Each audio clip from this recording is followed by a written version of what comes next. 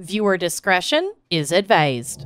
Okay, so resurrection is the rising from the dead of a divine or human being who still retains his own personhood or individuality, though the body may or may not be changed. So it's not reincarnation. It is not the same as reincarnation. The belief in the resurrection of the body is usually associated with Christianity because of the doctrine of the resurrection of Christ. We'll get to it.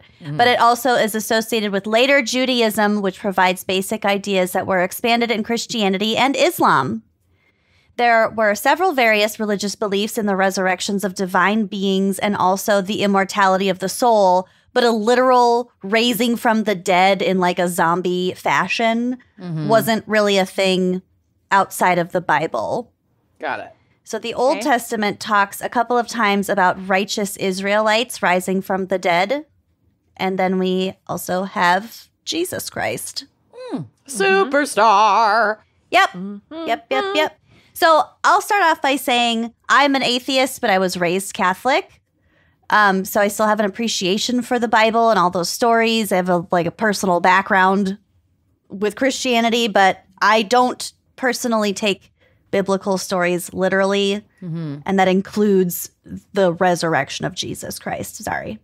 Sorry, people. I just don't believe it. That's okay. No need to apologize to us. Everybody's got their own beliefs. Yep. I feel like there is just a lot of room for error in translations over time and in different cultures and contexts when it comes to stories from the Bible. But since the resurrection of Christ is the cornerstone of Christianity, I will suspend most of my disbelief for today.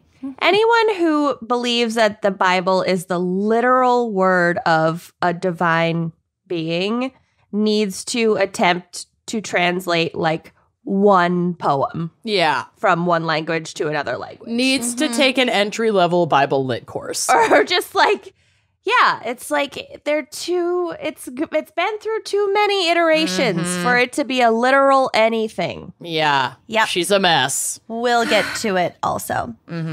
I'm also going to note here that there were not a whole hell of a lot of credible sources for my notes when I Googled resurrection of Jesus Christ or like scientific evidence for resurrection of Jesus Christ. So my first source is from the Christian Broadcast Network, or CBN. And if you are questioning how reliable this source is, you can call their 800 number and get someone to pray for you. For the small fee of... That's amazing. In 3 installments of... Several Should I call pop-ups it, asking like, for right money. now? No, don't. Don't waste anyone's time. Or money. So the title of this article is Cold Case Investigator Turns to Science to Disprove Christ's Resurrection, Gets Shocked by the Evidence. Oh, wow. There's nothing clickbaity about this. I can't wait. No. Cold, hard fact. So the gist of this article is there's a quote-unquote cold case detective named J. Warner Wallace, and I Googled him.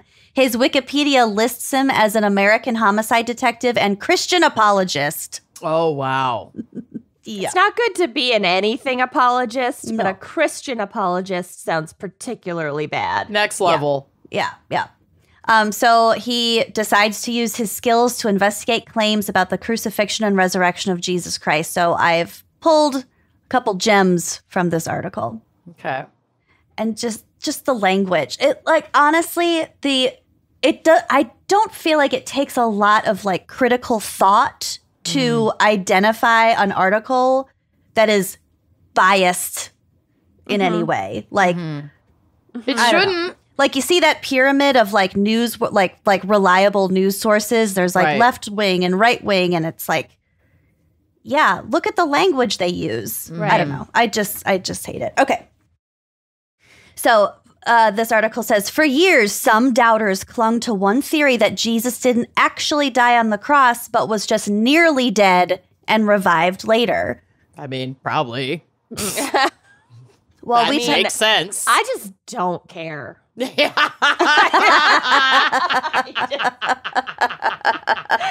don't know. I know. I guess I don't really care either. Don't care. Honestly, I don't We really have bigger either. fish to fry. It's No, like I'm I so much I'm would with rather you. like Bigger loaves try- and fishes to fry. do. And I'm allergic to fish. Yeah. So it's not for me. No, this is not this is for rough territory for you. I get it. It's all right. It's okay. You're doing great. But we did take that Bible lit class in high school, and it was Unfortunately. interesting. I didn't get that much out of it. Okay, but there were not many atheists at our school. That's true. Mm-hmm. So there were a lot of Christians whose minds were fucking blown. Yeah, that was entertaining. Yeah. I just liked the class. I mean, I liked Sophie's World. I liked the books we read. I liked The Alchemist, The entertainment of the Christ. Barabbas. Yeah. But we talked about this theory also, that he wasn't actually dead and that the tomb he was laid in was like on a slight incline. So like the blood was going back to his brain as he laid there. Maybe. And like there was, sure. I don't know. We went through this whole thing and I thought it was interesting at the time, but like it's just kind of whatever. Yeah. Okay. I just don't care. I just don't care. Okay. Apologist Wallace points out that when you work with dead bodies all the time, like he has, and people in Christ's time did, you can definitely tell dead from nearly dead. Quote, as a homicide detective, I'm thinking, I've seen a lot of dead people, and I know what dead people look like, he said, and then talked about something called the Mortis Triad.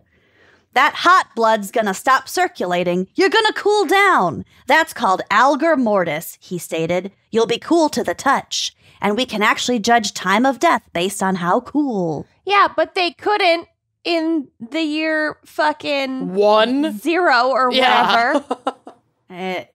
33, whatever. Time of death, for sure. You couldn't tell this. No, then, they didn't have a strong understanding. They could barely tell if you were dead or just in a coma in the 1800s. True. Well, we'll get to he it. goes on. This is something I've seen my entire career. There's a thing called rigor mortis. It's the second of the Mortis triad, and you'll see that kind of stiffness. You won't be as flexible as you would if you were just unconscious. And Warner finds in the Gospel of John a key point of proof that Jesus wasn't faking it and that he really did die. A line about blood and water coming out of Jesus' body on the cross when a Roman soldier pierced him with a spear. He says, water will collect in your lungs. Now, if that happens, if you pierce that cavity, you will see a separation of blood and water. Of church and state. Okay, well, that's gross. But also, if you pierce someone with a spear and they're still alive, they're going to bleed a lot. And if you pierce them with a spear when they're like soup's dead, like maybe some blood will come out, but they're not going to like actively bleed. I don't know why water would collect in your lungs if you weren't drowning. Yeah. Like, what does that even mean? Water will collect in your lungs. Maybe it wasn't water. Who the fuck knows? They didn't know anything. Kenyon's so mad about it. Sorry. I love We're going to get so many emails because, like, I can't. They didn't know anything. They didn't. They thought everything was made of 4 humors. Foreskin. This was God. way before the 4 humors. Yeah. No, the 4 humors was like in ancient times and then carried through and then like really believed in like medieval times. But Oh, it okay. started in like fucking ancient Greece. I was thinking of medieval. Yeah. Either way, it doesn't matter. It struck Wallace powerfully that John wrote of this, saying, quote from, well, no, this was Wallace, the apologist. He was either so clever that he included some little-known biological fact that no one would discover for 1,800 years, or he just reported what he saw. And as a result, we have a good... I hate this so much. We have a good piece of hidden science that confirms that Jesus actually died of cardiac arrest and was dead at the point of the body being taken off the cross. Okay. We'll get to it. I put my feelings at the end of this, but Okay. just for clarification about who took him off the cross and whatnot, mostly for Kenyon's sake. So this is from the BBC /The Bible /John 1938 through 42. After these things, Joseph of Arimathea, who was a disciple of Jesus, though a secret one because of his fear of the Jews, asked Pilate, Pontius Pilate, Pilates to let him take away the body of Jesus. Pilates gave him permission, so he came and removed the body. I can't with Pilates. Before his next session. On his water break. Oh, God. Nicodemus, who had at first come to Jesus by night, also came, bringing a mixture of myrrh and aloes, weighing about 100 pounds. Did they measure in pounds? Thanks, Nick. Yeah, seriously. Thanks for all. What am I supposed to do with the myrrh and the aloe? God. Oh, it's not edible? Okay. 100 pounds. Why How is the far did Bible you talking drag about this? 100 pounds? Yeah. They They definitely measure didn't in measure. pounds? Yeah, exactly. Okay. They took the body of Jesus and wrapped it in the spices and linen cloths according to the burial custom of the Jews. Now there was a garden in the place where he was crucified, and in the garden there was a new tomb in which no one had ever been laid. And so, because it was the Jewish day of preparation and the tomb was nearby, they laid Jesus there. So that's from the Bible, allegedly. Back to this dubious CBN article. The apologist says, there were 100 and some pounds of encasement of aromatic spices and gumming of cement consistency around his body, wrapped tightly in 3 separate linen cloths, weighing about 117 pounds. Okay. So they Crushed it? created goo and wrapped him up in goo and swaddled him and embalmed him? Apparently, yes. I Oh, don't okay. understand. Gross. Okay. So Christ was encased in that and it becomes hardened. Second, how would he be able to move in such a state like that and also be able to roll the 1.5 to 2 ton stone? Sure. Because there was a big rock in the way of Covering the door. Yeah, Right. covering the door. Whatever. Because he was ripped. He was fucking so swole, dude. Fucking So- swole as fuck. Another theory is that some of his disciples came and stole his body out of the tomb, but the tomb was being guarded by 16 soldiers. Why? And the apologist says, well, any investigator knows that the more people involved in a conspiracy, the higher the chance that someone will spill the beans, so that's not likely. And that because Jesus showed up in front of 500 people later, they couldn't all have been hallucinating. Yes, they could. Mass hysteria. It actually is more likely that they were all hallucinating together. Well, how do they all know what the fuck he looked like for sure? Somebody said, hey, look, There's Jesus. it's Jesus. And nobody, they didn't fucking know. Oh my God. I'm sorry. I'm so sorry. Don't be. I personally think it is absurd to assume that there are reliable eyewitness testimony to be found in the Bible. We don't or shouldn't trust eyewitness testimony in modern court cases today. We barely do. The psychology behind just assuming that there's rock hard evidence because it says it in the Bible, this eyewitness testimony. Yeah. That's completely absurd. That was written by multiple people then 300 to 600 translated- years later. Yeah, multiple times. It's like So- a giant game of telephone, misogynistic telephone. My next sentence. The New Testament was likely not written by Matthew, Mark, Luke, and John about their firsthand accounts. John, Paul, George, Ringo. This is from history.com. For more than a century, scholars have generally agreed that the Gospels, like many of the books of the New Testament, were not actually written by the people to whom they are attributed. In fact, it seems clear that the stories that form the basis of Christianity were first communicated orally and passed down from generation to generation before they were collected and written down. God knows I exaggerate. I can only imagine what generations of bored people across a huge geographical swath would manage to come up with. Right. Who are clinging to answers for anything because science doesn't exist. And zombie Jesus, frankly, just makes for a better story. Yeah. Well, it makes him sound more special.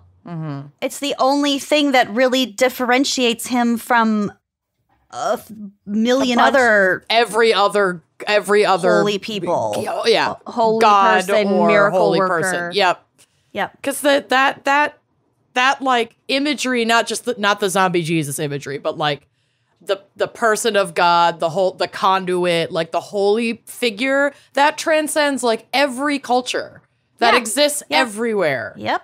This is just a different version of the same shit that we have been worshiping. And There were already tons of stories. building community around for fucking millennia. There were tons of stories of a god, impregnating a human woman and giving birth to a demigod. Like It's that in was dozens of other religions. Yeah. It's Yeah, like not fucking everywhere. It's not original. It's not special. Yeah. You're not special, Jesus. Where do gonna the get eggs so and many the emails. bunnies come in? Yeah, get to the eggs.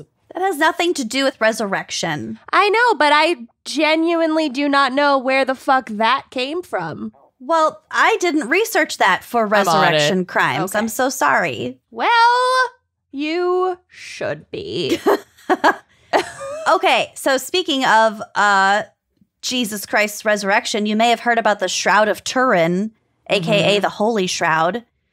So this is from Wikipedia. This is a length of linen cloth bearing the negative image of a man. I have some photos on the drive of it because I forget how cool looking it is. It looks like tie-dye, like an iCat pattern. Also, while you're looking at the drive, this says, quote, early Christians in Mesopotamia dyed eggs in the period after Easter. The practice was adopted by the Orthodox churches, and from there it spread into Western Europe. Eggs represent new life and rebirth, and it's thought that this ancient custom was absorbed into Easter celebrations. Okay, that's pretty cool. What about the makes rabbit? sense. The rabbit. I don't know. That's Hallmark, probably. I think that's just a springtime thing. Where did the Easter bunny come from? There's The lots North of Pole. lots of rabbits in the spring because they're fucking like According to rabbits. some sources, the Easter Bunny first arrived in America in the 1700s with German immigrants who settled in Pennsylvania and transported their tradition of an egg-laying hare called Osterhase or Osterhaus. Their children made nests in which this creature could lay its colored eggs. Of course, it's German. The Germans Are come the up with all of the wildest. like weird but catchy I know. holiday traditions. Krampus. Like I know. Christmas tree. Krampus. Yeah. I'm here Yeah. for it. God bless the Germans. Yeah. Pennsylvania Dutch Christmas. Yeah. Yeah. Okay. Anyway, back to the Shroud of Turin. Some describe the image as depicting Jesus of Nazareth and believe the fabric is the burial shroud in which he was wrapped after crucifixion. I gotta say, It still has his makeup on it. It I mean, does look like a face. I don't doubt that it's a face, but how many fucking people were crucified like Right. throughout history? Come Right. on. And they probably all had long hair and a beard because they were Yeah. in prison for God knows how long before they were strapped up. Or there. not even just crucified, but just dead. Yeah. And wrapped in a shroud. Literally everyone. So Also, this guy looks way older than 33. Yeah, I know that life was rough back then, But but he's like at least in his mid 60s. this rough, I have Q's and y'all do not have A's. Well, there are no A's because Exactly. this shroud was first mentioned in 1354. It was denounced in 1389 by the local bishop of Troyes as a fake. Currently, the Catholic Church neither formally endorses nor rejects the shroud, and in 2013, Pope Francis referred to it as an icon of a man scourged and crucified. Thanks for being specific. Right. It's someone who There probably are- did this. Just a lot of holy relics out there. And I encourage everyone to check out, what is it? Like Medieval Peasant? What's his thing on TikTok? That guy. Oh, the guy with the hats? Yes. I love him. There's Oh, an he's amazing TikTok account of this guy who loves hats and tassels and cosplays as a medieval peasant. And it's Incredible. Was talks that the about one you holy sent relic. the Yep. other day? And he's like, "Ooh, new batch of relics. This is New why batch. I became a nun." Yes. He's so great. He's I funny. love Just holding bones. Like, I don't know what this is. Are these ligaments? Oh, it's twine. He's so great. There's just a ton of relics out there. Shards yeah. of Jesus's boxers or like Yeah. He was yeah. a brief guy. Saint so-and-so's toenail. Ugh. Yeah. So the There shroud, better be relics of all of the toenails I have lost throughout my lifetime. they're in your couch. Probably. They're deep in your carpet. The shroud has been kept in the royal chapel of the Cathedral of Turin in northern Italy since 1578. So that's how it gets its name. In 1988, radiocarbon dating established that the shroud was actually from the Middle Ages between the years 1260 and 1390. All hypotheses put forward to challenge the radiocarbon dating have been scientifically refuted. Womp, It's not womp. Jesus. It's just not. It's pretty, though. I like the pattern. Mm-hmm. It's spooky. It's very creepy. So I just like to finish us out with a little A prayer. Nope, little more Repentance. nightmare fuel for you guys. Oh, God. Okay. So it's 2022 now. Why can't we resurrect people with technology yet? yeah, that's a good damn question. So this is from a BigThink.com article from 2020. Alexei Turchin, an author, life extensionist, and transhumanist researcher from Moscow, believes Life extensionist. Okay. believes artificial intelligence will eventually become so powerful that humans will be able to download themselves. Yeah, this is what I want. It's San Bernardino, whatever, that episode of fucking Black Mirror. Oh, God. I don't know. Black Mirror freaks me out too much. All the episodes good. sort of run together, if I'm being honest. Uh, Okay, so they give it can a rewatch. download themselves or at least the quantifiable information. Send Junipero. Sorry, go ahead. The quantifiable information contained in their brains into computers and live forever. It will take a long time to develop that technology, anywhere from 100 to 600 years, according to Boo. Turchin. The develop he I says want the it now. Why invent that number?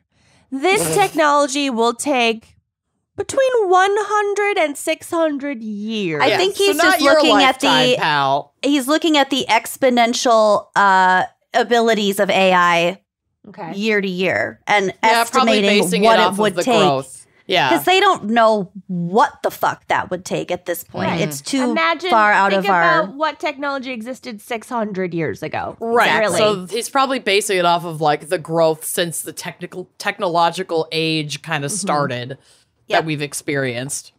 So he says the development of AI is going rather fast, but we are still far away from being able to download a human into a computer. If we want to do it with a good probability of success, then you can count on the year 2600 to be sure. Well, Okay. I'll look forward to that. Yep. I'm it gonna gets get creepier. cryogenically frozen so that I can be downloaded. Continue. Walt Disney. I don't want to be Yep. downloaded. Just fucking let me die. Am I that special? No. No. I am. I gotta go.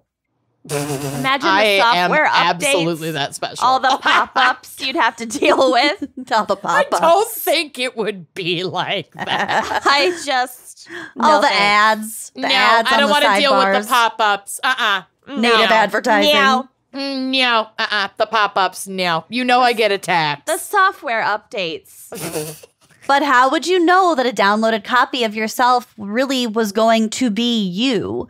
Could it just be a convincing yet incomplete and fundamentally distinct representation of your brain? Fine by me. If I don't know, I don't give a fuck. But you would be that. Fine.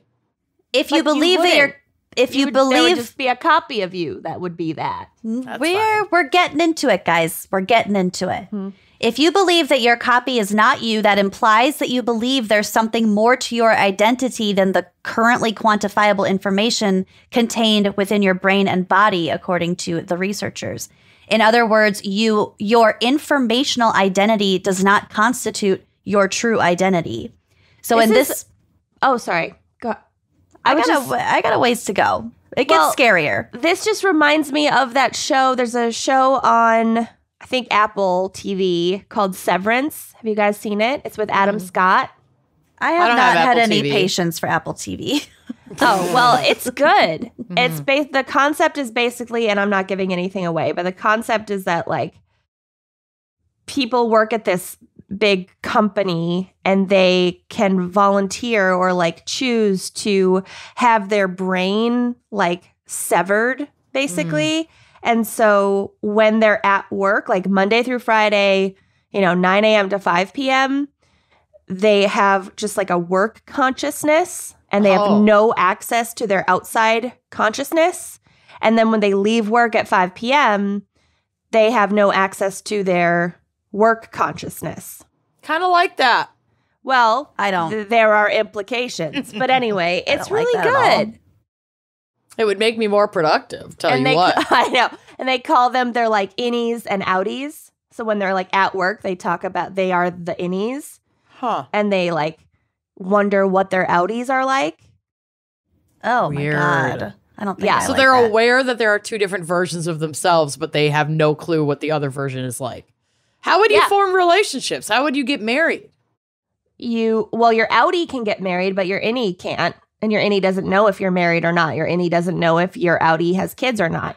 What if your innie falls in love with someone at work? It could happen. Is this part of a plot line? Maybe I need to watch this maybe. show. Definitely. It's really good. Adam And is Scott's that in even it. cheating? John Turturro's in it. Christopher Walken. I do love Adam Scott. Okay, It's I good. might look into this. Yeah. Might need your lag in. Yeah. Okay. Okay. So in this scenario, not the innie outies scenario, the informational identity scenario, there must exist what the researchers call a non-informational identity carrier, or an NIIC. This could be something like a soul. It could be what's called qualia, a new word. It's a real word. So qualia are the unmeasurable subjective experiences which could be unique to every person.